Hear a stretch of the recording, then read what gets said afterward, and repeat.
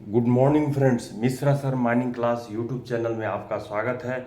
आज की क्लास में, आज की वीडियो में आप जो CMR 106 का दूसरा नंबर जो पॉइंट कहा गया है उस पर बेस्ड प्रश्न पूछी जा रही है एग्जामिनेशन में, मैं उसका आपको स्क्रीन शेयर करके दिखा रहा हूं और साथ ही उस पर जो बेस्ड मेथड है वो भी बताऊंगा।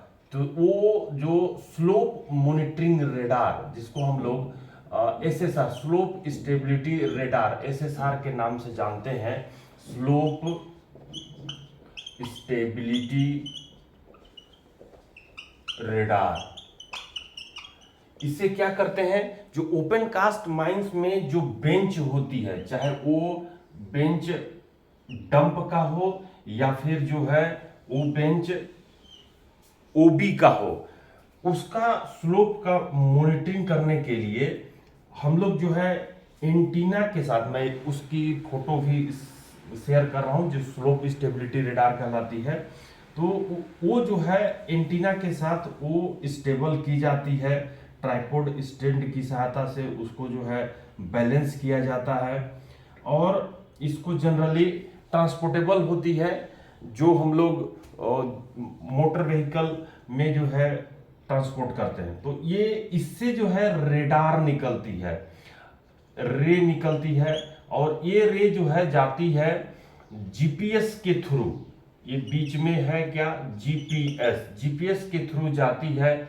और ये बेंच से टकराती है, पेनिट्रेट होती है और अंदर के जो स्ट्रक्चर है उसको स्टडी करते हुए और फिर से ये बैक होती है। अगर जिस फ्रीक्वेंसी से ये जो जा रही है उसी फ्रीक्वेंसी से अगर वापस आती है और जीपीएस के थ्रू ये रिसीव करते हुए फिर जो है ये रेडार मॉनिटर करती है और इसका इंटरप्रीट करने के बाद हम लोग ये रिजल्ट निकालते हैं कि ये जो डंप है या ये जो बेंच है, ये इसकी स्टेबिलिटी किस स्तर तक खराब हुई है या नहीं खराब हुई है, उसको ये रेडार सिग्नल के थ्रू हम लोग इंटरप्रीट करके, ग्राफिकल मेथड से प्रीट करके उसको हम लोग डिसाइड करते हैं कि इसकी पोजीशन क्या है, इसकी स्टेबिलिटी क्या है। तो मैं वो प्रश्न शेयर कर रहा हूं और साथ ही 106 का दूसरा नंबर रेगुलेशन को मैं आपको स्क्रीन शेयर करके बता रहा हूं कि इससे कैसे जो है कि स्लोप स्टेबिलिटी का मॉनिटरिंग करते हैं। तो आपके सामने स्क्रीन पर दिखाई दे रही होगी ये जो स्लोप स्टेबिलिटी रेडार है, जो कि ऊपर में मैं लिखा हूं, मेरे कर्सर के साथ नज़र को मूव कीजिए। Slope stability radar CMR 106-2 on Mishra sir mining class. Contact number लिखी हुई है 9308063015। क्लासेस के लिए कॉन्टैक्ट कर सकते हैं। FCUW first class unrestricted winning and working 2021 का क्वेश्चन नंबर 91 है। उसी तरह से 2022 और 2023 में भी पूछी है, तो मैं वो क्वेश्चंस लेके आया हूँ। Which of the following most advance system for monitoring of pit and dump slope in open cast mine, मतलब ओपन कास्ट माइंस में डंप स्लोप या पीट स्लोप हम लोग किसको कहते हैं, जो अपना बेंच होती है, ओबी बेंच जो कोयला को एक्सपोज करने के लिए तैयार करते हैं, उसका मॉनिटरिंग का सिस्टम के लिए जो एडवांस, अधिकांशतः एडवांस जो टेक्नोलॉजी है, मोस्ट एडवांस टेक्नोलॉजी को पूछ रहा है। ऑप्शन ए कह रही है, क्या कह रहा है, मैं बैक करता हूं इसको। ऑप्शन ए कह रहा है laser scanner monitoring system, B कह रहा है रेडार मॉनिटरिंग सिस्टम, सी कह रहा है सैटेलाइट मॉनिटरिंग सिस्टम, डी कह रहा है जीपीएस मॉनिटरिंग सिस्टम, ई कह रहा है डीजीपीएस मॉनिटरिंग सिस्टम।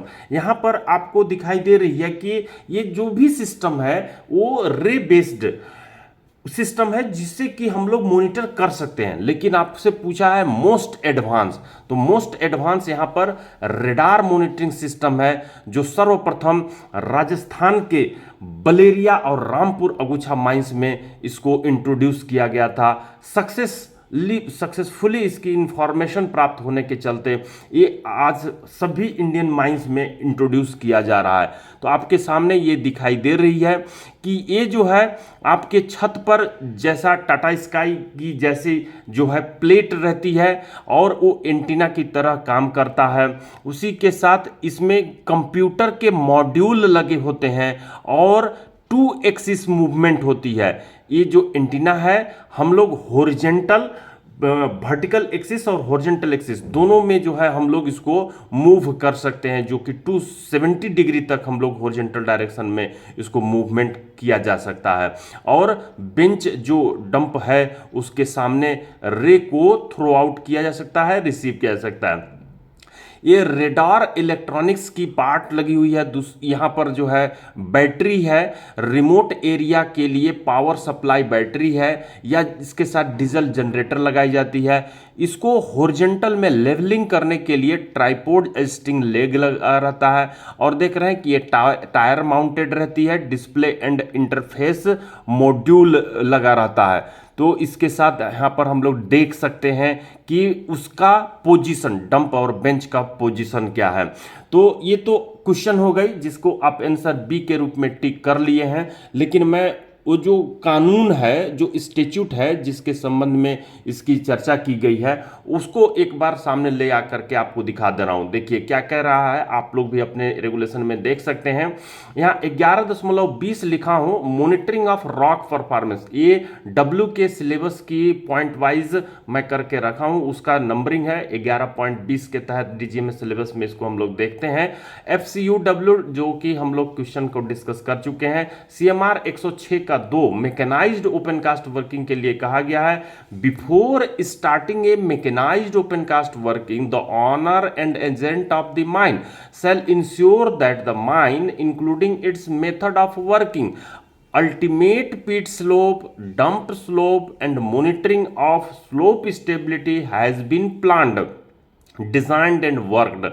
कहने का मतलब कि अपने open cast, mechanised open cast working को स्टार्ट करने से पहले माइंस के जो ऑनर होंगे या और एजेंट होंगे वो सुनिश्चित करेंगे, माइन के लिए ये सुनिश्चित करेंगे क्या चीज, मेथड ऑफ वर्किंग क्या होगी उसमें शामिल होगी, जो इंश्योर करेंगे उसमें मेथड ऑफ वर्किंग क्या होगी, अल्टीमेट पीट स्लोप क्या होगा। मैं पहले की वीडियो में बता चुका हूं कि अल्टीमेट पीट स्लोप क्या होती है, मेथड ऑफ वर्किंग क्या होता है। हम लोग कई level of mechanisation, low level, medium level, high level, extra high level का मेथड ऑफ ओपन कास्ट का मैकेनाइजेशन के आधार पर मेथड ऑफ वर्किंग डिसाइड करते हैं। अल्टीमेट पिट स्लोप जो कि टॉप बेंच के क्रेस्ट और बॉटम मोस्ट बेंच का टो को मिलाने वाली लाइन हॉरिजॉन्टल के साथ जो एक्सेस एक एंगल बनाती है उसी को अल्टीमेट पिट स्लोप बोला जाता है। डंप स्लोप, डंप का जो टॉप मोस्ट बेंच का जो क्रेस्ट होता है और बॉटम मोस्ट बेंच का जो टो होता है उनको मिलाने वाली इमेजिनरी लाइन हॉरिजॉन्टल के साथ जो एंगल बनाती है उसको अल्टीमेट डंप स्लोप कहा जाता है। And monitoring of slope stability, यहीं पर मैं पॉइंट आपको केंद्रित करना चाहता हूं कि मॉनिटरिंग ऑफ डंप स्लोपबिलिटी, इसको मॉनिटर करने के लिए ही हम लोग स्लोप स्टेबिलिटी रेडार का इस्तेमाल करते हैं।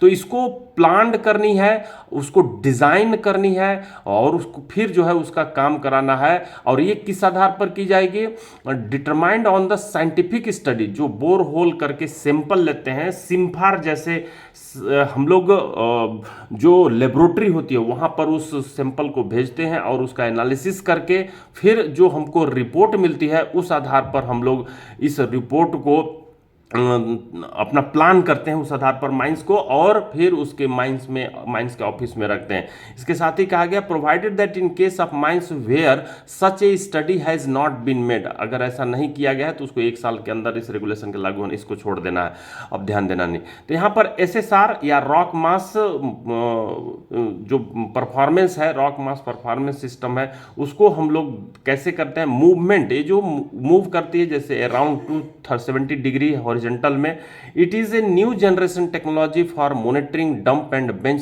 स्टेबिलिटी।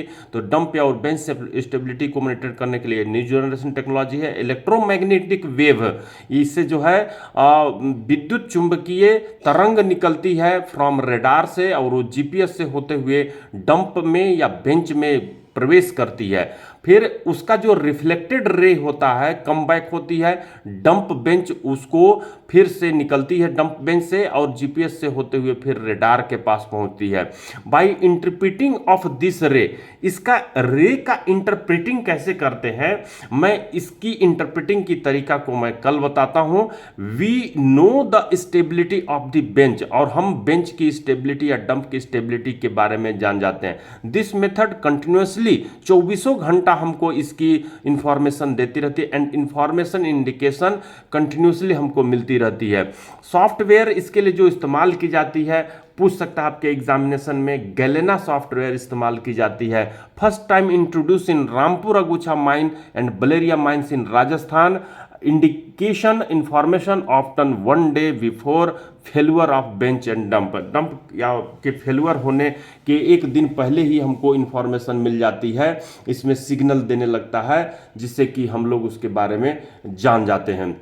तो ये जो आप देख रहे हैं जिसका क्वेश्चन हम लोग के हैं, और साथ ही मिश्रा सर माइनिंग क्लास में जो क्लासेस चल रही है जिसका शेड्यूल आपको रेगुलर क्लासेस में मंडे ट्यूसडे वेडनेसडे 5:45 से 7:45 में इवनिंग वर्किंग की है, 7:30 से 9:15 के बीच में मशीनरी है, थर्सडे फ्राइडे सैटरडे में 5:45 से 7:30 तक ओवरमैन माइनिंग सरदार की चल रही है, 7:30 से जो है ये माइनिंग सरदार की चल रही है, 7:30 से इसकी वेंटिलेशन की चल रही है। तो ये वेंटिलेशन यहाँ पे छूट गई है। क्रैश कोर्स शेड्यूल जो चल रही है उसमें अभी वेंटिलेशन का चल रहा है जो 54 घंटे की है, और वो 15 दिन तक चलती है, 29 अगस्त से 11 सितंबर तक। और वर्किंग की ये जो है शेड्यूल वर्किंग का है, मशीनरी का है, लेजिस्लेशन का है, वेंटिलेशन का है, वर्किंग का है, आपके एग्जामिनेशन तक इसकी चलती रहेगी क्लासेस 15-15 दिन की।